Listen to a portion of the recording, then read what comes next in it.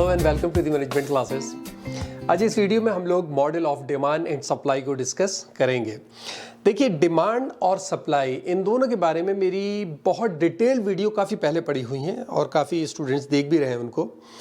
तो डिमांड की अलग डिटेल है पूरी, सप्लाई की अलग डिटेल है, फिर इक्विलिब्रियम है, इसलिए मैंने यहाँ पर वो ज़ाहिर कई वीडियो अलग अलग हैं मिलाकर वो डिमांड एंड सप्लाई का मॉडल बना है। या मैं सिर्फ ये चाह रहा था कि एक छोटी सी एक वीडियो में कंप्लीट मॉडल को बता दूं। ठीक है, तो पहले डिमांड पढ़ेंगे, सप्लाई पढ़ेंगे, उसके बाद इक्विलिब्रियम देखेंगे। सबसे पहले देखते हैं what is demand. What is demand? देखिए, इन जनरल लैंग्वेज में हम लोग डिमांड यूज करते हैं कि मुझे कोई चीज चाहिए तो मैं उसको डिमांड कर रहा हूं। मेरे पास पैसे हैं नहीं है ना। यानी आप ये देखिए, हम सेकेंड हैंड कार खरीदते हैं तो हम उससे पूछते हैं जो बेच रहा है आपकी डिमांड क्या है।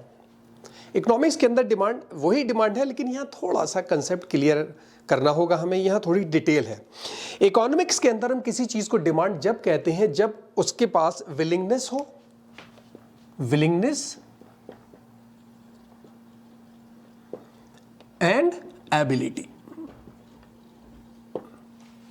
यानी वो खरीदना चाहता हो और उसके पास खरीदने के लिए पैसा हो, उस ख्वाहिशमंद है कि मैं खरीदूं और उसके पास उस चीज को खरीदने के लिए पैसा भी है, तब इकोनॉमिक्स के अंदर ये डिमांड बनती है। तो इकोनॉमिक्स में जब हम कहेंगे डिमांड तो हम कहें कि person must have a willingness to purchase as well as he must be able to purchase, तब हम उसको डिमांड कहेंगे। ठीक है, तो ये हुआ डिमांड का मीनिंग। मैं इसीलिए कह रहा हूं शॉर्ट में चल रहा हूं, मैं जरा सा सिर्फ बताना चाह रहा हूं कौन सी चीज क्या है। उसके बाद इसमें आ जाता है law of demand. Law of demand, law of demand क्या कहता है? There is a inverse relationship between the price and the quantity demanded. Quantity demanded, not demand. तो यानी लॉ ऑफ डिमांड बताता है कि प्राइस और क्वांटिटी डिमांड के बीच में इनवर्स रिलेशनशिप है। अगर प्राइस किसी चीज के बढ़ेंगे तो उसकी डिमांड घटेगी, और अगर प्राइस घटेंगे तो डिमांड बढ़ेगी। जनरली आप देखिए, हम मार्केट जाते हैं तो हम अगर कुछ खरीदते हैं तो यही हमारा सिस्टम रहता है। अगर उसके प्राइस आज बढ़े हुए दिख रहे हैं तो हम कम क्वांटिटी ले लेते हैं, हम किसी दिन जाए उसके प्राइस घटे हुए तो हम ज्यादा क्वांटिटी ले लेते हैं। तो इनवर्स रिलेशनशिप रहती है किसी भी डिमांड, प्राइस और उसकी क्वांटिटी डिमांडेड के बीच में। अब आ जाता है डिमांड शेड्यूल।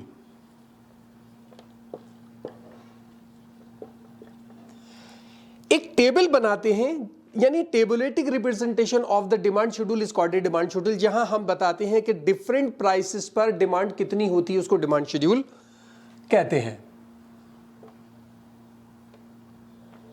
ये हमने एक टेबल बनाई,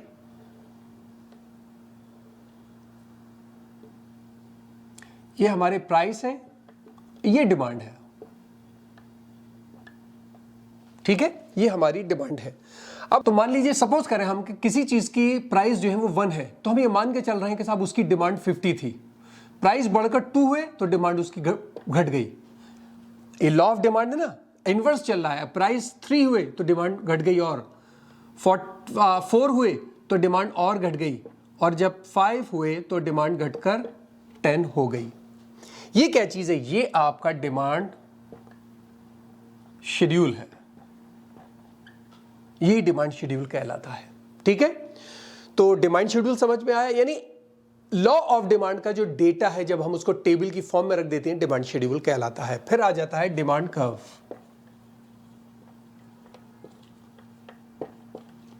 graphical representation of the demand data, यानी जो ग्राफ, इसके जो टेबल है, इसी का अगर हम ग्राफ बना लेंगे, इसका मान लीजिए हमने ये ग्राफ बना लिया, ये हमारी क्वांटिटी और ये हमारे प्राइस। ठीक है, अब इनवर्स रिलेशनशिप क्या है? मान लीजिए क्वांटिटी 1 2 3 4 5 10 20 30 40 50, और ये प्राइस हो गए 1 2 3 4 5 1 2 3 4 5। अब इसमें देखिए, जब प्राइस 1 होंगे तो 50 होगा, जब प्राइस 2 हो जाएंगे तो 40 आ जाएगा, जब प्राइस 3 होंगे तो 30 आ जाएगा, यानी यूं चलेगा ये इस तरह से। ठीक है, ये आपका डिमांड कर्व हो गया। ये कर्व आपको बता रहा है कि प्राइस और क्वांटिटी के बीच में इनवर्स रिलेशनशिप है।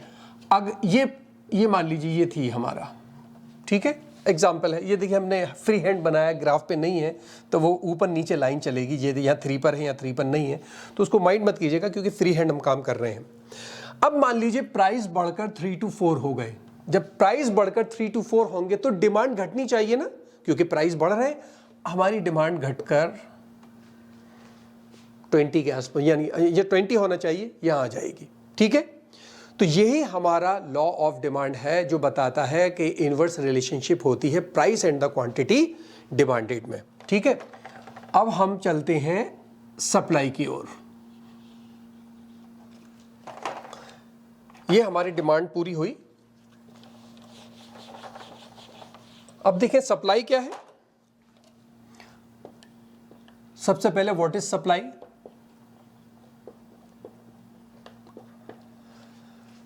जो डिमांड के अंदर थी वही चीज यहां पर है, विलिंगनेस एंड एबिलिटी।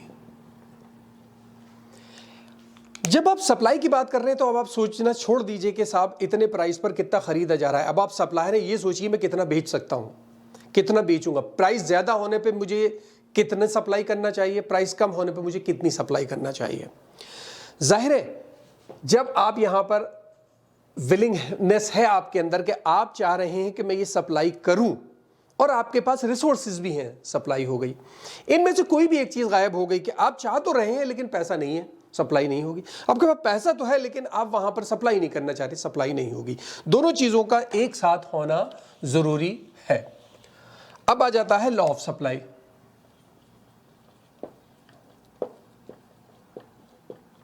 डिमांड में क्या था? Inverse relationship. यहां क्या है? Direct relationship. पॉजिटिव भी कह लीजिए, डिमांड के अंदर नेगेटिव रिलेशनशिप कही जाती है, यहां पर पॉजिटिव कही जाती है, या डायरेक्ट। डायरेक्ट रिलेशनशिप क्या करती है? एक वेरिएबल चेंज होगा जिस डायरेक्शन में, उसी डायरेक्शन में दूसरा वेरिएबल चेंज होगा। यानी लॉ ऑफ सप्लाई कहता है कि there is a direct relationship between the price and the quantity supply. If a price of a commodity increases, its supply will also be increases and vice versa. यानी law of supply कहता है कि inverse relationship है price और quantity supply के बीच में। अगर किसी चीज के प्राइस बढ़ेंगे तो सप्लाई भी बढ़ेगी, अगर किसी चीज के प्राइस घटेंगे तो सप्लाई भी घटेगी। अब आप प्रैक्टिकली सोचिए कि आप कोई चीज प्रोड्यूस करके बेच रहे हैं। अगर आपको पता है मार्केट के अंदर प्राइस बहुत ज्यादा है तो आप क्या करेंगे? आप चाहेंगे कि यार मौका अच्छा है, ज्यादा से ज्यादा बेचूं इस वक्त में और ज्यादा से ज्यादा फायदा उठा लूं। ठीक है, अब आ जाइए डिमांड शेड्यूल में, सॉरी सप्लाई शेड्यूल में।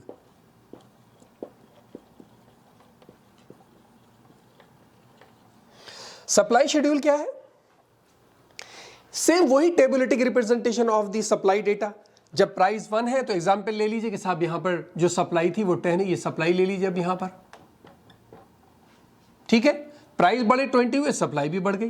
प्राइस 30 हुए, सप्लाई भी बढ़ गई, 30 हो गई। प्राइस बढ़कर 4 हुए, सप्लाई भी बढ़ गई, 5 हुए, सप्लाई भी बढ़ गई। ये इजीएस्ट डेटा लिया है मैंने सिर्फ आपको समझाने के लिए, कॉम्प्लिकेटेड भी लिया जा सकता है, लेकिन मैंने ये इजीएस्ट डेटा लिया है ताकि ये समझ में आ जाए। अब ये तो हो गया हमारा सप्लाई शेड्यूल। अब ये जो, क्योंकि इसके अंदर सप्लाई शेड्यूल भी आ गया तो हम यहां पर सप्लाई डिमांड शेड्यूल लिख सकते हैं। ये सप्लाई डिमांड शेड्यूल है। अब आ जाता है सप्लाई कर्व। सिंपल, शेड्यूल को ग्राफ के ऊपर प्रेजेंट कर दीजिए, उतार लीजिए, डिमांड सप्लाई कर्व बन जाएगा। शेड्यूल को ग्राफ के ऊपर प्लॉट कर लीजिए, सप्लाई कर्व बन जाएगा। इसी तरह से जैसे यहां पर 10, 20, 10 है, प्राइस 1 है तो 10 है, प्राइस 2 हुआ तो 20 हो गया, प्राइस 3 हुआ तो 30 हो गया, प्राइस 4 हुआ तो 40 हो गया, प्राइस 50 हुआ तो, यानी ये सप्लाई कर्व जो है हमारा वो यू करके जा रहा है। ये हमारा सप्लाई कर्व हो गया। ठीक है, graphical representation of the supply data is a supply curve. अगर प्राइस बढ़ेंगे तो सप्लाई भी बढ़ेगी, अगर प्राइस घटेंगे तो सप्लाई भी घटेगी। That is the law of supply, right. तो supply curve, supply schedule, law of supply और सप्लाई हो गया। अब सिंपल हम तीसरी चीज की बात कर रहे हैं, इक्विलिब्रियम। वो अपने आप निकल आया।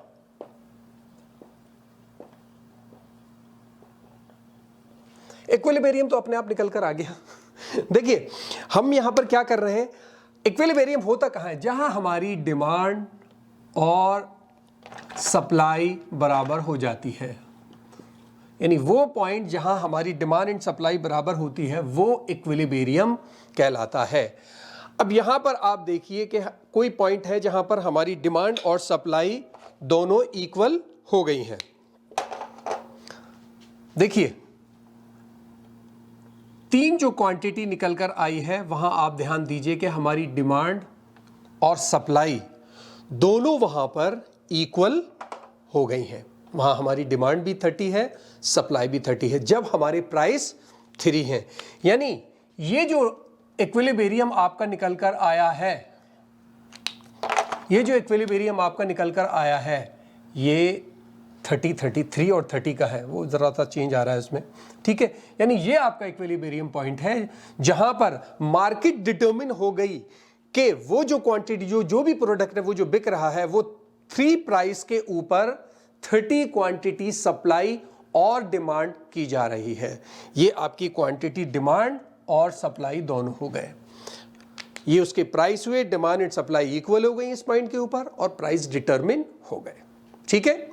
यही मॉडल कहलाता है model of demand and supply. मैंने जैसे बताया कि डिटेल तो इस पर काफ़ी है डिमांड और सप्लाई के ऊपर पीछे है, लेकिन सिर्फ मॉडल जो है वो आपको समझाना यूँ ज़रूरी था क्योंकि ये मॉडल आपका पीछा कभी भी नहीं छोड़ेगा इकोनॉमिक्स के अंदर।